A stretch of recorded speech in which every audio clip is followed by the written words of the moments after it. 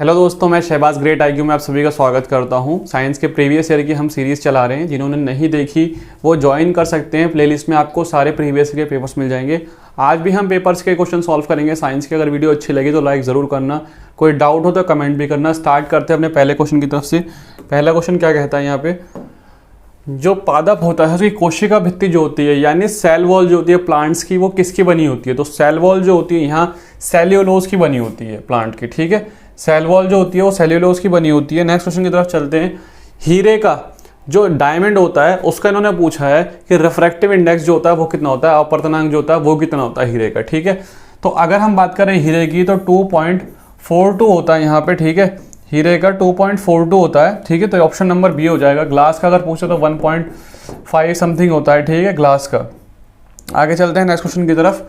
Ethanol का सूत्र क्या होता है? ठीक है, एथेनॉल का सूत्र क्या होता है? तो ऑप्शन देखिए, CH5OH, C2H6OH, CH3, CH2OH2, C2H5OH। ठीक है, तो जब एथेनॉल की बात होती है तो एथेनॉल का जो फॉर्मूला होता है वो C2H5OH होता है, यानी ऑप्शन नंबर डी। चलते हैं नेक्स्ट क्वेश्चन की तरफ। यहाँ बोला गया है मेंडल जो था उसने F1 पीढ़ी के पौधों को F2 पीढ़ी के वंशज के किस पद्धति द्वारा किया गया था? ठीक है, तो F1 और F2 इसकी दो पीढ़ियाँ थी। ठीक है, मेंडल ने जो थ्योरी बनाई थी उसमें इसने दो अलग अलग जो पौधे थे, ठीक है, उनको लेके जो है एक साथ करवाया था। ठीक है, प्रजनन जो होता है कैपिटल टी और स्मॉल टी में इस तरीके से मिला के। तो ये एक थोड़ी लंबी सी थ्योरी है, मगर इसके बाद जब बोला जाता है कि वो जो पद्धति थी वो कौन सी थी? ठीक है, मेंडल की जो पद्धति थी F1 F2 की वो सेल्फ पॉलिनेशन की थी। ठीक है, स्वपरागण की थी। अगर किसी को किसी चीज़ में दिक्कत होती है समझने में, ठीक है, तो मुझे कमेंट भी कर सकते हैं। हम बहुत जल्दी उसके टॉपिक वाइज अच्छी तरीके से सीरीज भी चालू करेंगे। अभी फिलहाल हम सिर्फ MCQ को कर रहे हैं जल्दी जल्दी, ताकि कम टाइम में हम ज़्यादा क्वेश्चंस के डायरेक्ट आंसर कवर कर सकें। ठीक है, नेक्स्ट क्वेश्चन की तरफ चलते हैं।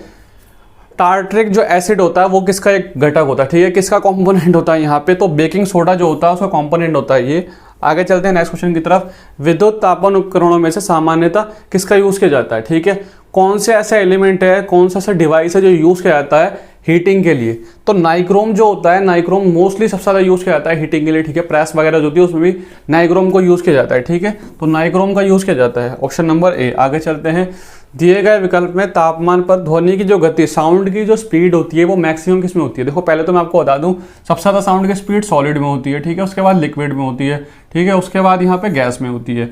अब यहाँ देखते हैं, यहाँ तो हमें लिक्विड गैस का ऑप्शन ही नहीं है, सॉलिड दिख रहे हैं। अगर इन सब सॉलिड में बात की जाए, ठीक है, तो एल्यूमिनियम में जो होती है सबसे ज़्यादा स्पीड होती है इसकी। सबसे ज़्यादा स्पीड किसमें होती है? एल्यूमिनियम में।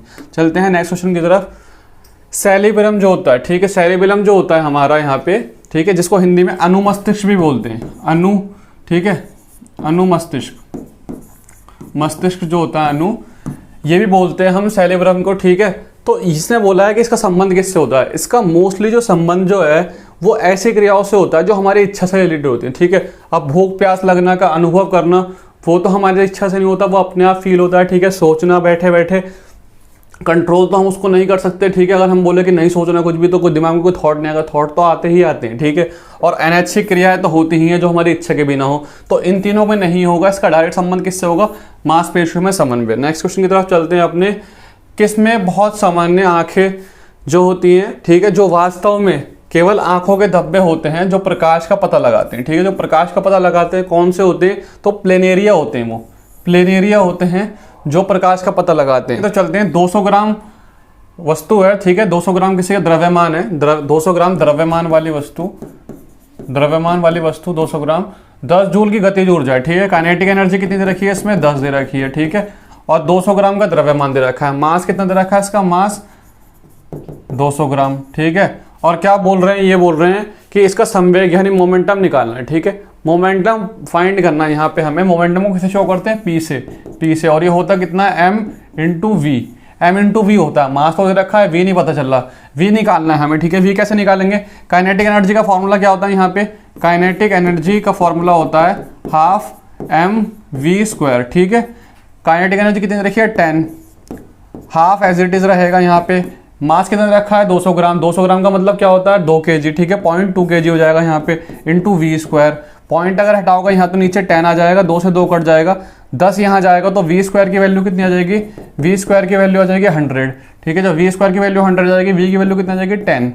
अब आपको पता है मोमेंटम को P से दिखाते हैं, तो P बराबर M कितना दे रखा है 0.2, ठीक है, और V कितना दे रखा है यहाँ पे 10। तो 0.2 को जब हम 10 से मल्टीप्लाई करेंगे तो कितना आ जाएगा यहाँ पे 2, तो मोमेंटम कितना आ जाएगा 2, ठीक है, तो इसका आंसर हो जाएगा 2। चलते हैं नेक्स्ट क्वेश्चन की तरफ। बेंजीन के एक अणु में कितने डबल बंद होते हैं, ठीक है, कितने द्वि बंद होते हैं, द्वि बंद कितने होते हैं, ड्यूअल बॉन्ड्स कितने होते हैं। तो बेंजीन क्या होता है C6H6 होता है। यहाँ पे ये जो अणु दे रखे हैं इसके पूछे गए ड्यूअल, ठीक है, तो कितना दे रखा है यहाँ पे C की वैल्यू कितनी रखी है 6, H की वैल्यू 6 दे रखी है। अगर ड्यूअल बॉन्ड की बात कर रहे हैं यहाँ पे तो 3 हो जाएंगे, ठीक है। इसका अगर ड्यूअल बॉन्ड देखेंगे, अगर पेयर देखेंगे तो कितने हो जाएंगे 3 पेयर हो जाएंगे। तो ऑप्शन कितना हो जाएगा, आंसर इसका 3। नेक्स्ट चलते हैं, 10 किलोग्राम वाली वस्तु को 2 मीटर प्रति सेकंड के वेग से चल रही है तो इसका संवेग कितना होगा, ठीक है। संवेग फिर से वही क्वेश्चन आ गया है, मोमेंटम पूछा गया है, P की वैल्यू निकालनी है। P की वैल्यू कितनी होती है M × V, ठीक है, दे रखा है यहाँ पे 10, V दे रखा है यहाँ पे, ठीक है, 20 आ जाएगा इसका मोमेंटम, 20 किलोग्राम मीटर पर सेकंड जो है इसका आंसर हो जाएगा। अगले क्वेश्चन की तरफ चलते हैं। बोला गया है जिंक कॉपर सल्फेट के विलयन से कॉपर को अलग कर सकता है, ठीक है।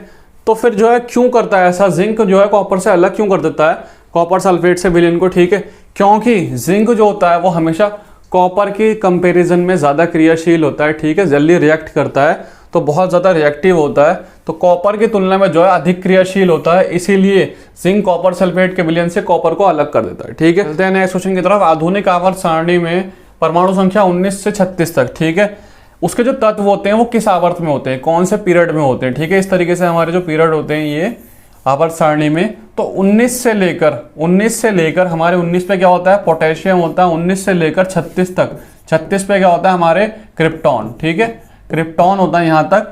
19 नंबर पे कौन से जो हमारा पीरियड आता है वो कौन सा होता है, तो यहाँ पे 4th पीरियड होता है। 4th में आपको दिखा भी देता हूँ एक बार, ठीक है। तो यहाँ पर देख रहे हो 1, 1st, 2nd, 3rd और ये 4th वाला है 19वां नंबर है पोटेशियम है, ये जा रहा है 36 नंबर पे क्रिप्टॉन है, और ये पूरी जो है यहाँ पर ये 4th वाला है।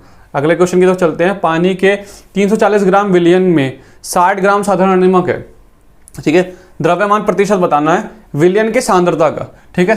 विलयन की सांद्रता जहां पे ऑप्शन आ गया तब आपको क्या करना है, अगर नॉर्मल बोलता तो आप सीधा 60 को रखते 340 के ऊपर आ जाता, मगर ये विलयन के द्वारा सांद्रता का पूछ रहा है ना, सांद्रता कितनी होगी, तो आप क्या करोगे इसमें इसको ऐड करोगे, कितना हो जाएगा 340 + 60, और निकालनी किसकी है नमक की, तो इसके ऊपर रख दोगे 60, ठीक है। कितना हो जाएगा ये 60 डिवाइडेड बाय 400, 0 से 0 कट जाएगा, यहाँ पे 2 से काटेंगे 2, यहाँ 3 आ जाएगा, यहाँ पे 20 आ जाएगा, 3/20 आ जाएगा।